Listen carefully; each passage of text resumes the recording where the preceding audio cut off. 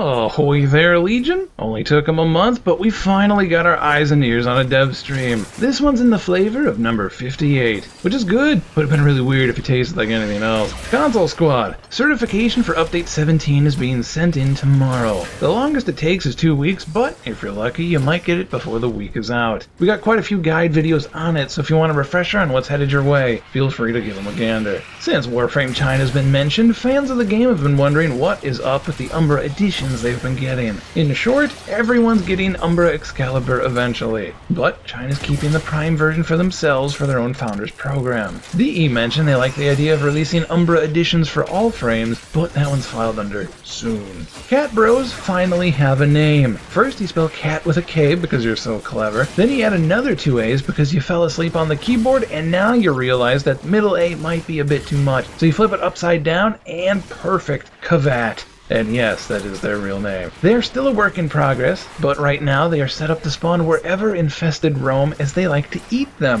Because that sounds like a living bomb you absolutely want walking around your tile set when logged out, but even better, they're cloaked. So in order to find them mid-mission, you're going to need to whip out your scanner and spot them. But they are camera shy, so this will of course make them aggressive. This ties into how you'll get one as a pet too. You gotta scan them, then get their DNA, then inject it into a Kubro egg. How does that even work? Science. As mentioned a few dev streams ago, Grineer will have a crazy cat lady to handle their version of Cat Bros, but this one's quirk is that she can see invisible units, including stealth, Ash, Loki, and potentially shaded targets. So have fun with that. The Liset has a few things in the works. There was a massive ship that we are supposed to dock with called Arbiter, and the ramp that opens up in our Liset is supposed to lead to it. They didn't really give any details as to what is changing about that, but at the very end of the stream, they did show some work in progress ideas on how to change your Liset with new armor designs, and that you'll even be able to call in reinforcements once per mission. For example, an airstrike. How will we be getting that Liset armor?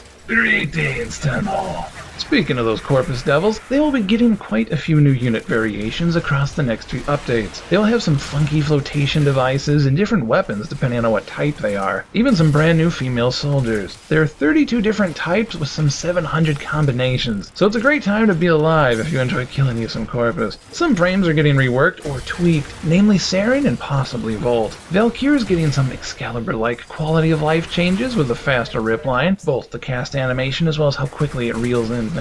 They showed off what her current work in progress look of her upcoming premium pre-Corpus skin looks like, and as the all-male DevStream crew drooling over it might have implied, it is rather form-fitting.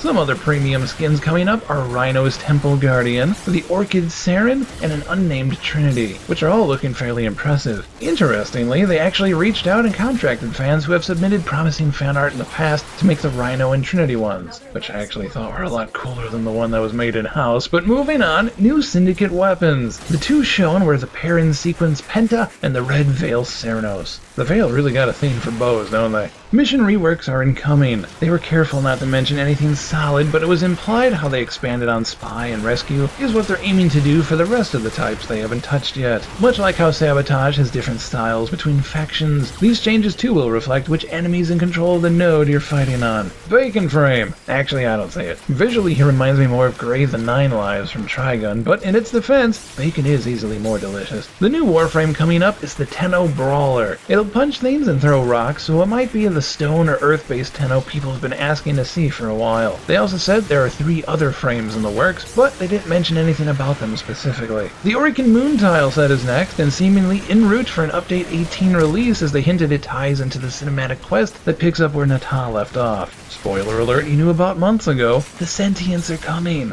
Just very slowly. They're old, so it takes them a few tries to get up and out of those dusty space couches. I think this tile set's a bit weird because just a few dev streams ago they said this was an extreme backburner type of content, and now it's coming out soon, so I'm curious what changed there. Both the J3 Golem Raid and the Warframe app are aiming for an Update 17.5 release. So frugal mobile Tenno fans rejoice, it'll be absolutely free. Oh, and I suppose Arcwing fans can rejoice as well. All 10 of you can enjoy the upcoming raid. Let the hype for Update 18 2018 begin. So far, unless they get pushed back again, they are planning for Star Chart 2.0, the second Dream Quest, which continues where Natal left off. It'll have us see Lotus in person, potentially take us on the Orokin Moon tile set, provide us with a choice to make, and be the first cinematic quest we've seen. The Sentients will continue to prod the universe as they come back online with a new AI to boot. The clan tier downgrade has been talked about for a while now, but Steve said he's gonna make it happen. And they quickly mentioned that Kayla the Tham rework might arrive in 18, which would make her legal, so that's good news. As for things still getting worked on that don't have a fixed date, cloth physics on old frames, Dark Sector PvP getting re-added, and an electric damage-based flying bagpipe sentinel, because your collection would not be complete without one. So there you have it, Legion, DevStream 58 in its condensed form. If you want to hear it at length, the full hour-long stream is in the description.